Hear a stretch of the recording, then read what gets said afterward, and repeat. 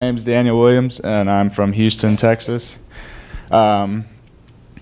Still waiting on Brian to teach me how to hit home run like some of these guys are, but we'll see. But a little bit about me. I came from kind of, I guess, a broken family, but they always made sure that we knew about God and we knew about Christ and stuff. I mean, that was one thing. My parents were, they struggled in their relationship. They got divorced when I was about 7 or 8, I think. I still remember my parents, I didn't really understand what it was to be divorced or what it was for them to split up. My mom took me and my sisters to, because I have 5 sisters and a brother, so come from a big family too. But my parents took me and my sisters to like therapy when we were in elementary. And they had us talk, and I never understood why. And I was like, well, what are we talking about? Are we just hanging out with some old guy or what? Because to me, I mean, they had always made sure God was number one to me. And I felt like as long as that was my number one, then I didn't have to worry about other things. I didn't have to worry about how they were going to do because I knew they still loved me. And they still gave me the best that they could and whatnot. And then when I went into high school, I kind of started doing my own thing, really. I always knew about God, and I always knew He loved me, but I always had the idea that I have as much time as I want because, you know, I have time to get old and wait till I've had all my fun before I really need to start following Jesus and stuff. You know, and I kind of took that with me into college. I did my own thing. I had a lot of fun. Played baseball, but I was pretty good at it. And so with that came all the friends and the accolades of people knowing who you are around school. You get to, you know, you kind of feel like, I guess, a little bit of a celebrity. I'm sure a lot of these guys know with the talent that they have. You know, it's kind of cool walking around in college and people know who you are. But it doesn't really matter because, like the Bible says, what is the profit of man to gain the whole world but to lose his soul? And I guess in college is when I kind of hit a low. You know, I was doing my own thing, having a lot of fun, but I could feel like the relationships around me didn't feel that real, you know. Obviously, as long as you're doing well and you're having fun, then you don't really have that many true friends, I guess. I started struggling with baseball. Had some injuries my freshman and sophomore year. Didn't play a whole lot, transferred, and still having fun, but not really giving much thought or care to God and what He wanted for me.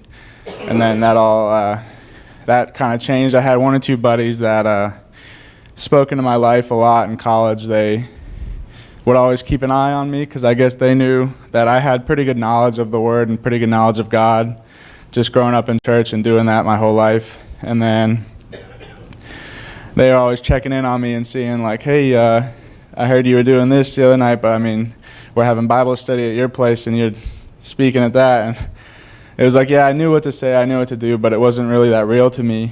And then I guess what really changed was I got married this past year, but when I had made the decision to ask my wife to marry me, I wanted to think, well, if I want to lead a life and I want to have a wife and I want to be an example and be, you know, like a good husband, then what direction do I really want my life to go? And that's where I guess I made the big change in the decision to, I guess, go all in for God because it's easy to, when you don't have to worry about anybody but yourself, you can do whatever you want. But I felt like I had the responsibility of looking after my wife and leading her and being what a good husband would look like. And eventually one day if I want to be a good father, and I had to kind of come to the terms of what I was doing and what direction I wanted my life to go. So that was when I made the big change for God and kind of went all in. And then things started going better. My junior and senior year went really well. Then I ended up getting the opportunity to play in the Pecos League, the same league that Brian was in. Had a lot of success there.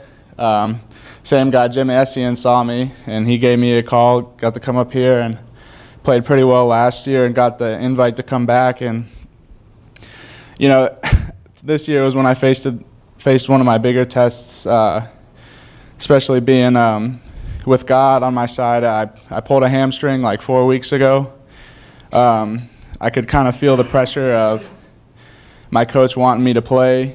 Because here you only have 20 guys on a roster, and there's always guys coming up from college and always guys looking for that extra opportunity to play. A lot of guys get looked over, and I kind of started feeling the pressure of I either got to play or they're going to send me home.